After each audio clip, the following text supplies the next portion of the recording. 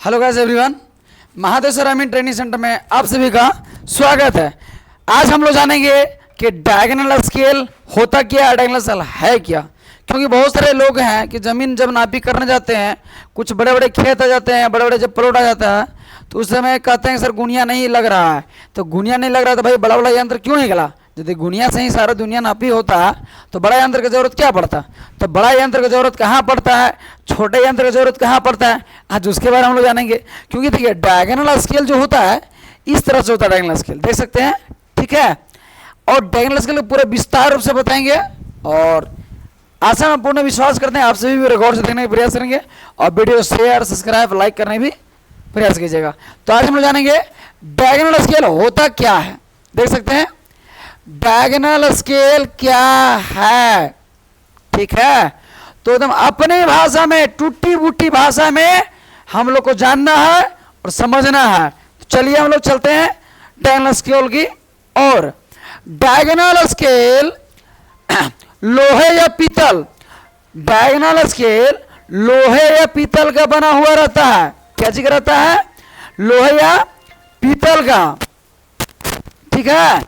तो diagonal scale जो होता है ना, वो डायगोनल स्केल लोहा पीतल का बना होता है। इस यंत्र का प्रयोग किसी भी खेत, डायगोनल स्केल का जो यंत्र है वो किसी भी खेत को, ठीक है, खेत की लंबाई चौड़ाई जानने के लिए, लंबाई चौड़ाई जानने के लिए किया जाता है, ठीक है। इस यंत्र का प्रयोग गुनिया के स्थान पर किया जाता है। डायगोनल स्केल जो ये है वो गुनिया का ही स्थान में किया जाता है जहां पर गुनिया ना हो, ठीक है।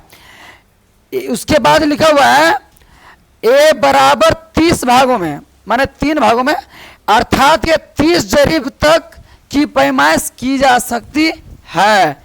गुनिया से 10 जरीब का नापी होता है और डायगोनल स्केल से एक बार में 30 जरीब का नापी किया जा सकता है और किया जाता है, ठीक है। पैमाइश किया जा सकती है। इसकी प्रयोग गुनिया नहीं होने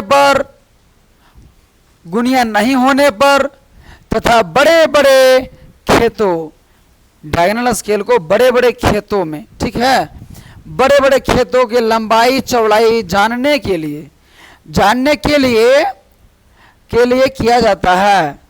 माने जो बड़े बड़े खेत होते हैं उसका लंबाई और चौड़ाई जानने के लिए डायगोनल स्केल को प्रयोग किया जाता है, ठीक है।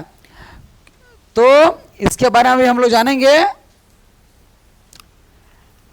इसकी लंबाई 6 इंच होता है। जो डायगोनल स्केल जो है ना, इसकी लंबाई 6 इंच होता है और चौड़ाई 2 इंच होता है। देख सकते हैं लंबाई 6 इंच चौड़ाई 2 इंच होता है। इसे 3 बराबर भागों में बांटा गया है। इसे 3 बराबर भागों में बांटा गया। यहाँ से यहाँ एक भाग है, यहाँ से यहाँ एक भाग, यहाँ से यहाँ एक, यहाँ से यहाँ तक एक, यहाँ से यहाँ 2, यहाँ से यहाँ 3, आने 3 बराबर भागों में बांटा गया है। प्रत्येक भाग 10-10 जरीब का है। प्रत्येक भाग 10-10 जरीब का बराबर होता है, ठीक है। इसके दोनों किनारों पर तिरछी तिरछी रेखाएं खींची जाती है। इसकी तिरछी तिरछी रेखाएं उल्टा और एक तरफ सीधा से, माने एक तिरछी लाइन खींची जाती है। माने इसमें डायगोनल स्केल में खींचा हुआ, गौर से देख सकते हैं, ठीक है। इसमें दिया गया है जो कड़ी को पारदर्शित करती है। जो तिरछी लाइन है वो कड़ी को पारदर्शित करती है। इन रेखाओं को सहयोग से जाना जाता है कि यह खेत की लंबाई और चौड़ाई क्या है। साधारणतः इसका प्रयोग सर्वे के समय ही किया जाता है। डायगोनल स्केल का ज़्यादा प्रयोग कहाँ किया जाता है, सर्वे का जगह पे, ठीक है। इसके चौड़ाई वाले भागों को भी 10 भागों में बांटा गया है। इसकी जो चौड़ाई है ना, इसका पर भी 10 भाग में बांटा गया है। जो एकक जरीब के बराबर होता है। जो इसके ऊपर जो घर है ना, 10 कड़ी का जो है ना, 10 जरीब का जो बना हुआ घर, वो जो है सो बराबर भागों में बांटा गया। जो एकक जरीब का है, कितना का है? एकक जरीब है, ठीक है। बराबर होता है।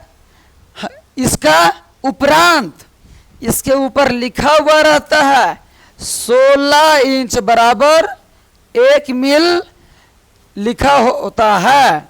इसके ऊपर लिखा हुआ है कि 16 इंच बराबर 1 मील। तो हम लोग सिंपल सा जान सकते हैं कि डायगोनल स्केल जो है सो बड़े बड़े प्लॉटों में काम आता है, नापी करने में, जो लंबाई चौड़ाई ज्ञात करने के लिए। और ज़्यादातर ये खेत की बड़े बड़े खेतों के और सर्वे में काम आने के लिए होता है। और इसका जो है 3 बराबर भागों में बांटा गया है, उसको भी 10-10 जरीब को माना गया है, ठीक है।